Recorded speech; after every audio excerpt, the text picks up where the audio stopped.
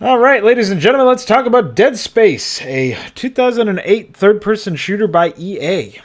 Now, it shows that this was by EA. Obviously, just looking at the game can tell you that. In fact, I think Dead Space's main calling card is not that it tries to be scary and fails miserably. It's more about why it fails miserably at being scary. It's due to the fact that the presentation is just, completely out of whack across all different facets. You look at the graphics, you look at the audio, and the script writing, and these are key elements of presentation. How you present your story to your audience is going to obviously have a big impact on how your audience interprets your story. Because it's not just that there's these raw materials that people analyze, like in this act of the story, this character did that. That's a part of it. But usually that's reserved for post-play analysis about individual character arcs or something like that. Maybe somebody has a thought about that in the moment. But a lot of the momentary, comings and goings of the plot are not really going to be analyzed until after the players finish, if they analyze it at all. And so you really have to put a lot of effort into presenting your concepts well, even if you think your concepts aren't as good as they could be. Because it really matters a lot more how well you present something and how well you execute on an idea than it matters about the quality of your idea to begin with. Because, you look at Darksiders, for example, at least the second game is very much like a World of Warcraft clone in many respects for some reason. That's kind of silly, right? And if you have the idea that you want to make a World of Warcraft clone, then that concept is probably flawed. At least I would say I have no interest in that concept. But if it's executed well, unlike Darksiders 2, then I think you have something on your hands potentially, right? And I guess you could also look at Bulletstorm. Bulletstorm's probably a better example of this because it's probably a bit more familiar with most people. It's just a shooter. It's a shooter that was by Epic Games, and they made it, and it was very much like here's an excuse to shoot people, here's an excuse to have an arcade scoring system, and for what it was worth, besides some QuickTime event bullshit on occasion that you had to suffer through, it was a pretty solid experience, I think. In the fact that you weren't, really going to get super interested in the setting. You weren't going to get super immersed in the story. It knew what it was, and it marketed itself well in that respect. It presented itself well in that respect, and I think it became more than the concept would normally allow people. The concept, usually people look at concepts as limiting instead of looking at them as opening up possibilities for them to present a different kind of story. And you can even look at like the map crap contests that I run on occasion. The developers there have to, in 4 hours often, or a little bit more depending on their platform, make a map that, they have this theme that they have to adhere to. And, some people will look at it as a limitation, but plenty of people look at it as a way to do something different that they haven't done before, or they haven't done in a while, or whatever. And they're able to explore what that could mean, even if the concept makes them, makes it really hard to design a map initially. Then, well, at the very least, they might be able to still make something useful out of the concept. Who knows? And I think that there's all sorts of different possibilities there. So that's just my first initial, blah blah about concepts versus executions of those concepts. And as a plane flies into the side of my house, we will move on to talking about the sort of introductory topic, the main meat of this entire review. And one thing that I think can be abstracted away from Dead Space as a game and talked about in the context of the industry at large.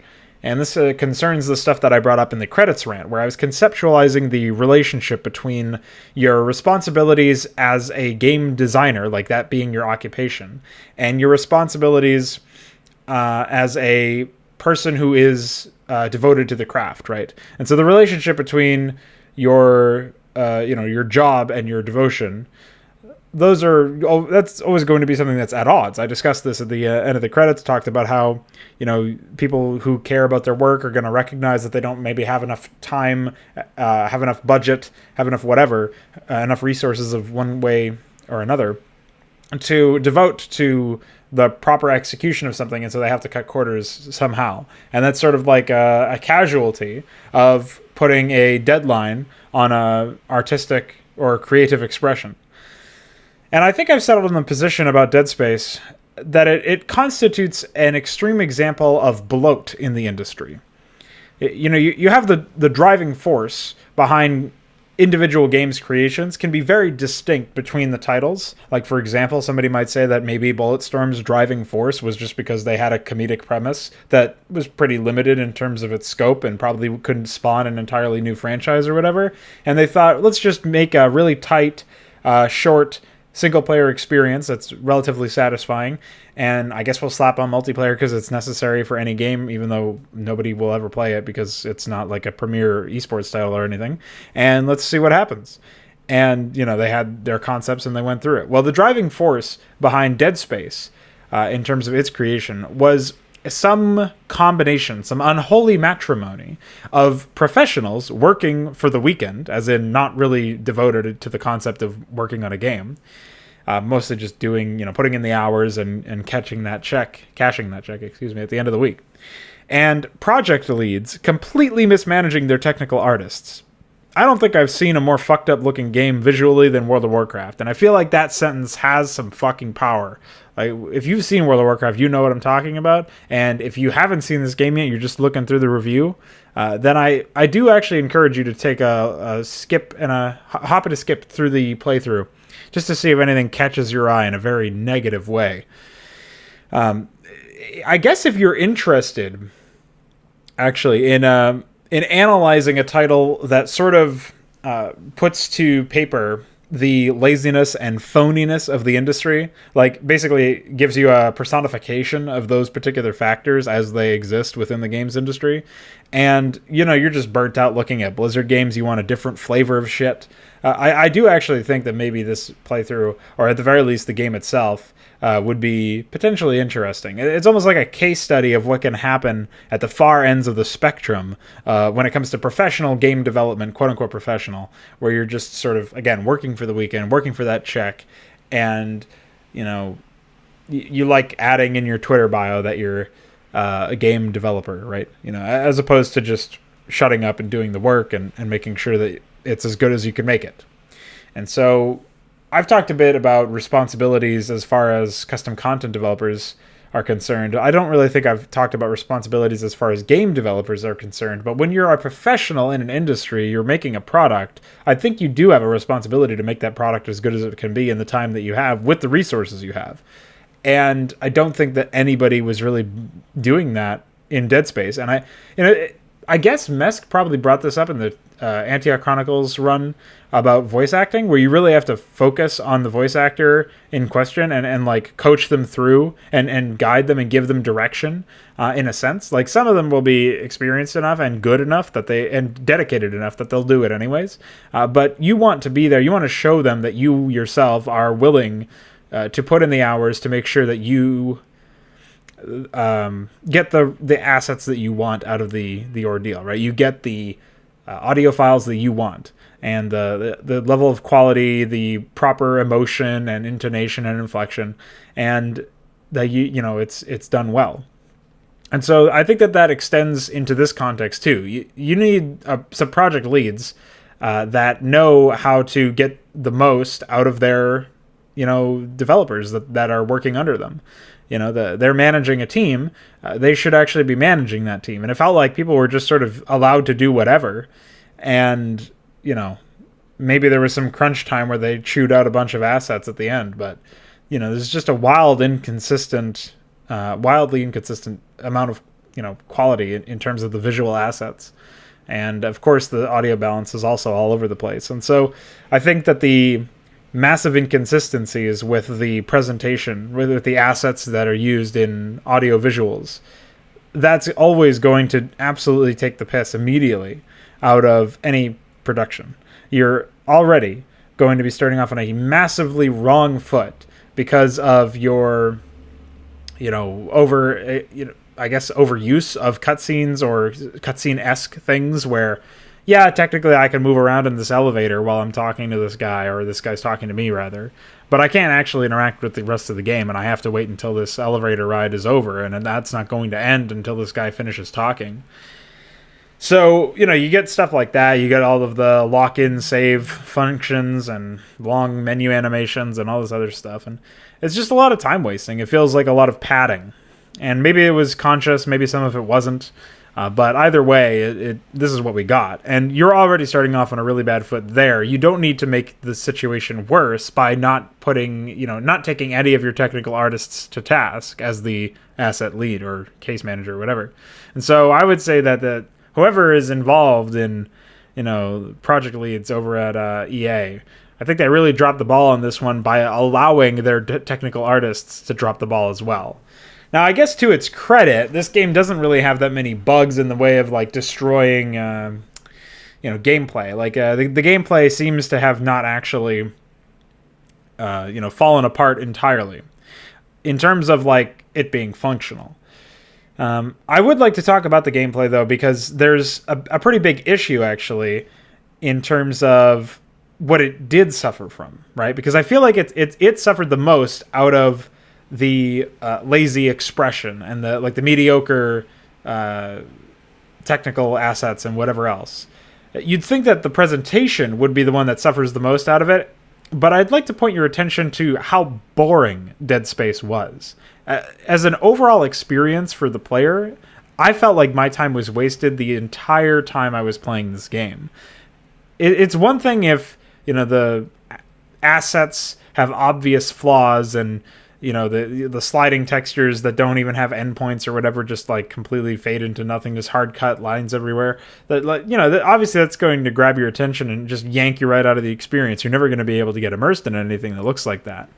And of course, a lot of this stuff could have been fixed with just a bit more dev time, like a month to fix up all of these bugs related to the visuals. But if the core gameplay is enjoyable, I'm liable to just miss half of the stuff. I'm pretty sure that I'm pretty inattentive, and I would only be able to bring up a lot of that stuff in post-processing if I was able to actually focus on the gameplay. But I was never really able to, because there was never enough gameplay to fully take my attention away from all of the problems that I was seeing. And that's the biggest issue probably about the overall idea of Dead Space as a game, is that it's supposed to make you immersed in the idea that, hey, you've got you're on the Ishimura, you're on this planet cracker ship that's infested with Ends, and you got to destroy them all. And you'd think, okay, well, you've got a concept there, but how are you making me immersed? Are you making the enemies aggressive and maybe repopulate areas similar to BioShock and similar titles have done for years?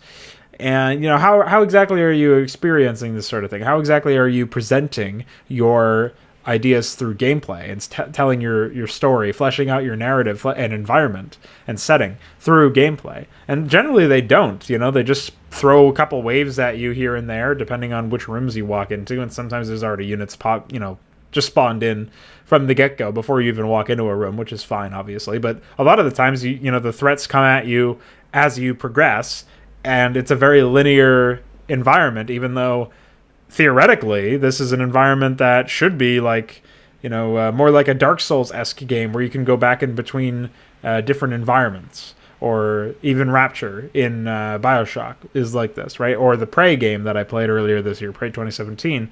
That game has environments where you can just navigate around, and you'd think that you'd be able to take the tram and move anywhere you want to go. Depending on what you needed, right? Imagine if there were actual incentives to do this by having different stores around or whatever. I don't know, different kinds of stores. Or, additional side objectives. But there were never any side objectives. There were never any rewards for exploring besides some ammo that was barely off the beaten path or something. Maybe a couple of power nodes here and there. It was really just never actually necessary. So I don't really know why they made it so linear, and it really did destroy the ability to believe the necromorphs were actual, threats, because you never really were able to see them take over the facility. It was just that you walked in, they had already taken over, or they hadn't already taken over. It was never they were in the process of, you caught them in the middle of spreading their, jizz on the walls. Tony manifesting into the walls as an enemy, which was pretty insane. That happened several. I mean, we had enemies like that several times. But we never really got to feel like we were on the front lines, making first contact with this insane alien species. First contact for us, obviously. And then, like, seeing them actually, climb the walls in that respect and take over entire areas. You'd think that would be something that we could witness. And if we didn't put a stop to it or something, then they would continue to take over areas and more units would be in the areas and have to be dealt with as you backtrack through areas. And I think that would be cool. That would be a lot more immersive to me. Than just walking through linear areas as wave after wave of shit just gets flung at you. So, I don't know. I feel like if the presentation was more fucked than it is, or even if it was not changed at all, but the gameplay actually offered a complete experience, I do think that I would just have missed a lot of the graphical errors that I caught in the playthrough. And obviously I missed a lot in that playthrough that I'm sure everybody else has seen when they were watching. And so, I don't know. It's just very strange. It's a strange game because I think it's probably one of its main issues was that it was trying to be cinematic, right? It was actually, this game shows its age in that way, where it came, a year after BioShock, I believe, which was 2007, if I'm not mistaken. And this is when cinematic gaming was in its heyday. Even though Dead Space rarely takes direct control away from the player, it still leaves the player with very little to do, like in the elevator sections and other such on-rails stuff. The number of essentially glorified loading screens is absolutely insane to me. And that's what these elevator rides are, is... sometimes it might be due to tech limits, sometimes it might be due to the developers needing to crowbar the story in wherever possible, but that's basically what it is. And like I said, besides the weird difficulty reset where I set it up to hard at the beginning, and then when I loaded my save, it set to medium, that still really pissed me off and made me take the game a lot less seriously as a result, because obviously everything was really easy. I feel like there weren't really that many bugs with the game, right? Like, it's not like we were unable to shoot our gun for a while or something. Like, the game was actually seemingly functional in that respect. I guess the main issue is that we didn't get a feature-complete product out of it, even though it was technically functional, because there was nothing for us to do half the time.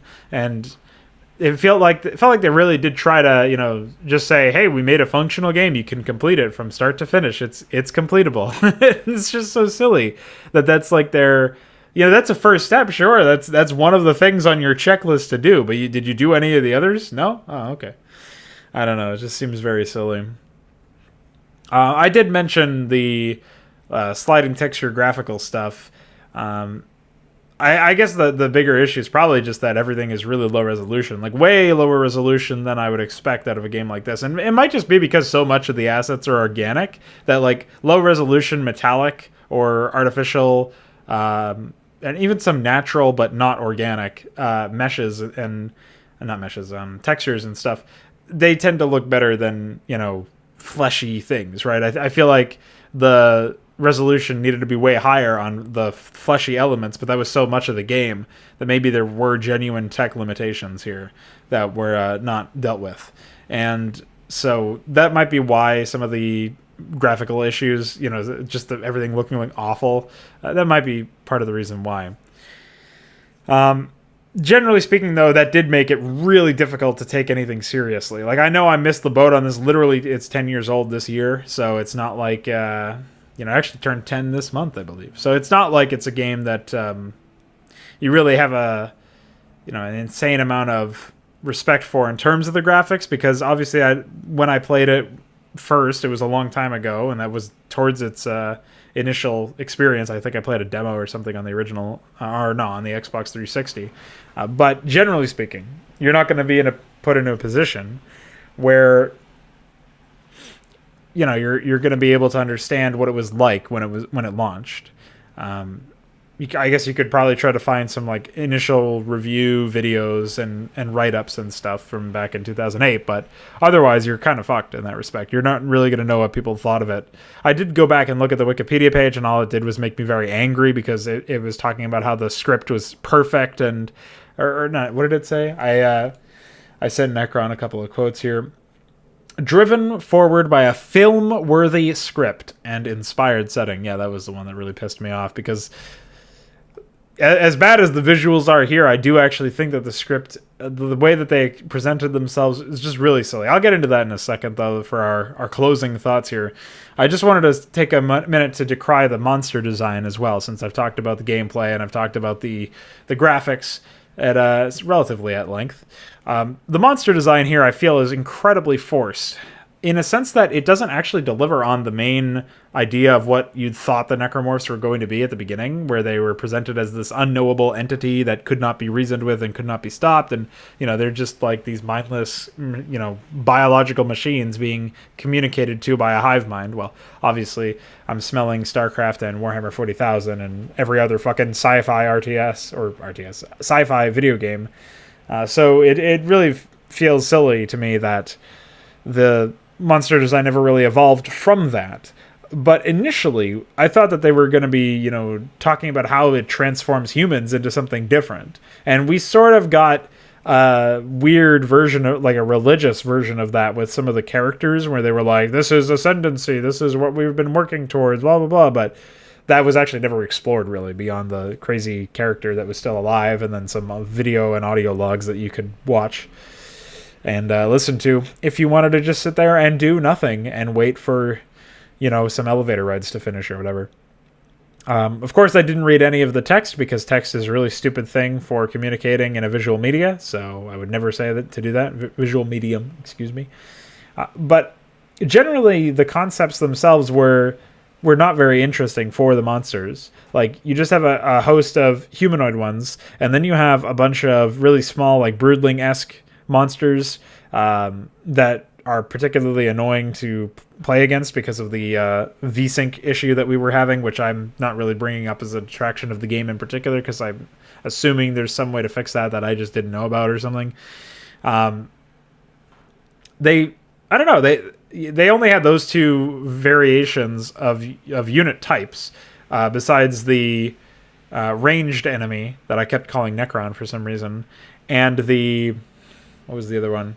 There was the tank enemy or whatever that would like barrel through, and you had sort of like Hunters and Halo, you had to shoot it from the back. Just weird designs. Like, everything just had video game weak spots, and sort of like you get the idea that they were trying to go with that theme with the dismemberment or whatever. I like the idea that they didn't need to have heads in order to still be lethal, and it made them feel like they were actually genuinely inhuman, but at the same time everything else feels very much human, and they make all the same sounds, and there was no audio readability whatsoever. And of course, the only other ones outside of these common enemies that we would find that were either humanoid or dogs or Necrons, broodling Necrons, that is. The only other ones that you would see are these boss battles that were never encountered before, never hinted at before, and never encountered since. Would never be encountered after you defeated them. I guess the Overmind was hinted at before. It was directly shown to you before by that guy that gets shot by... I don't know, that woman really JFK'd that guy, because it didn't even look like she was in a position where she could shoot him through... Like, he looks like he got shot from behind, but he actually got shot from the side, so I don't know. That was really psychotic. Anyways, yeah. I feel like the boss battles... It's not a bad idea necessarily to have boss battles in this context, but they felt so underwhelming, not just in terms of difficulty, but just conceptually, the monsters were not that interesting. And I never felt like, again, there was a consistent vision that was really well represented by the final product here for what the necromorphs were supposed to be capable of and what their hallmarks were as a race. And so that was like one of the main things that I really didn't like about the necromorphs in this game, and hopefully is rectified in future titles. But again, I have no idea what the hell is going to happen in the second game or the third game. I do own the second game. I will run it at some point, but maybe not until next year. We'll see. So my final thoughts are related to the narrative and just sort of like an idea of maybe some basic ways to improve, some edicts to follow if you were trying to improve this game that I won't go into excruciating detail about just in the interest of time. I think that the narrative itself felt very unnecessarily complicated for what it ultimately turned out to be, which was just this, woman backstabbing you at the end of this really long and zany road through trying to restore the marker to the Overmind and give him back his Kadar crystal or whatever the fuck it's supposed to be. I don't know. And also trying to escape the Ishimura. You never really had clear directives anyways, because at first you were trying to investigate what was happening and reactivate the Ishimura, and then, repair it or whatever. Then you were trying to escape the Ishimura, and then you were trying to return the marker to the Overmind. And then you were trying to, not get backstabbed as much as you ended up getting backstabbed anyways by this woman who you thought was your friend and ally.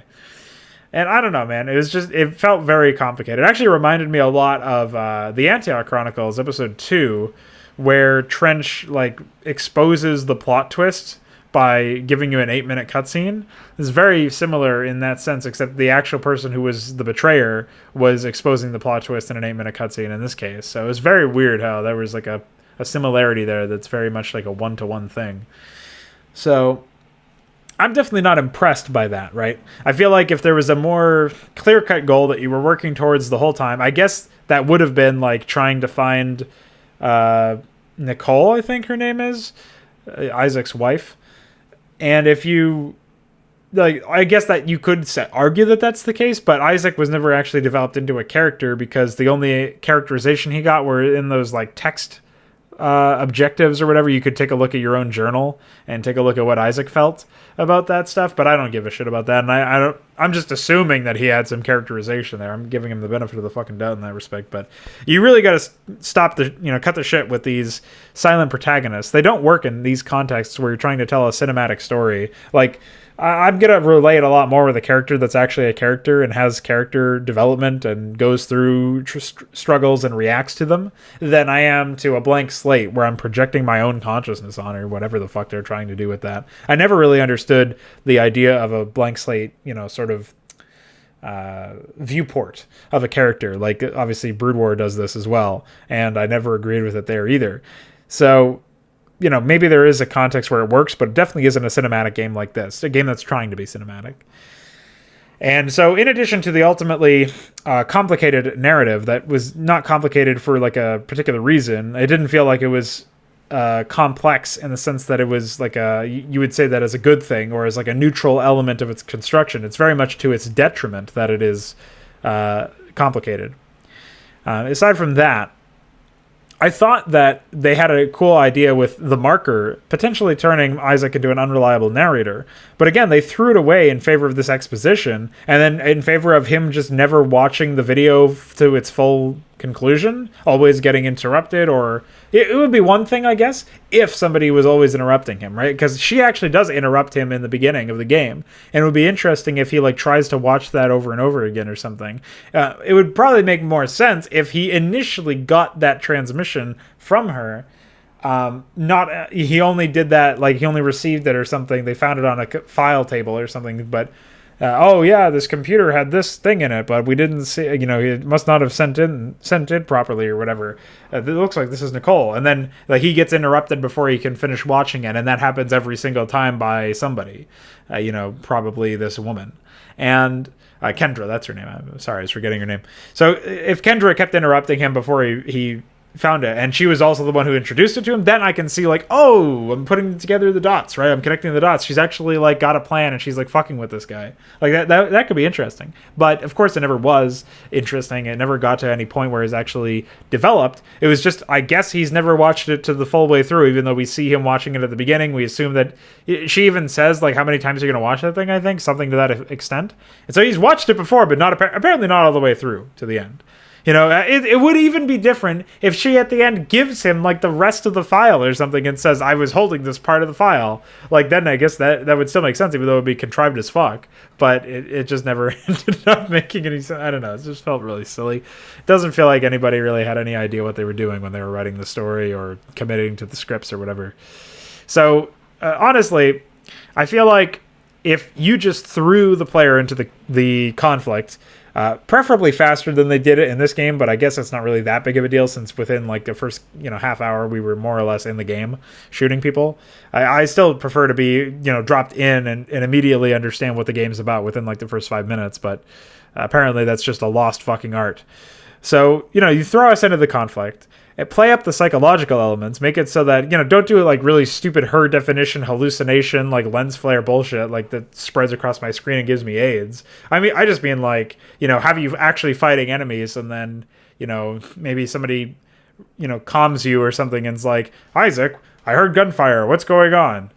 And then any damage you took in that fight is like healed or whatever instantaneously when you're not looking at your health bar. And something like that could be interesting where you're just shooting the walls, like you walk out of that area, like having stuff like that both as set pieces and then occasionally as dynamic elements, maybe depending on how fast the player is playing the game and what they're doing in terms of to keep Isaac's mental health alive. Like I wouldn't suggest making a fucking mental health bar. I'm just saying the idea of like certain things improving his ability to stay grounded in reality despite the marker's influence, and maybe certain decisions he can make actually fuck with him more or something like that. That could be interesting, even if you didn't make it a full-blown system in the game. Just having it be more front and center, I think, would be more interesting in that respect. And it would give us a way to relate to Isaac as well, because obviously even if you develop him as a character right now, there's sort of the problem of how do you interface with him, because he always has that mask on. And so it's kind of hard to really get connected with him. But, you could still use that to your advantage, actually, by making people connected to him without showing his face ever, sort of like what people did with like Master Chief, for example, even though he only has like 3 lines in 3 games. So, play up the psychological elements, make it so that we know we're on the issue, we're on this planet cracker, we gotta get out of here, we gotta do whatever our objective is, right? Make the goal very clear from the get-go. And I think with more consistent and interesting monster design that doesn't turn the necromorphs into a laughingstock, and without the penchant these developers had for locking control away from the player at every opportunity so that the story can catch up to the gameplay or whatever, I think the narrative would have been much stronger at that point. The game would have been much more enjoyable just in terms of like a viewer's perspective if you were not actually playing the game and just watching it. Obviously you'd have to make some serious gameplay changes in order to make the game worthwhile for the game player, but one thing at a time, I suppose. So that sort of concludes the Dead Space review, I think. I think that wraps it up quite nicely.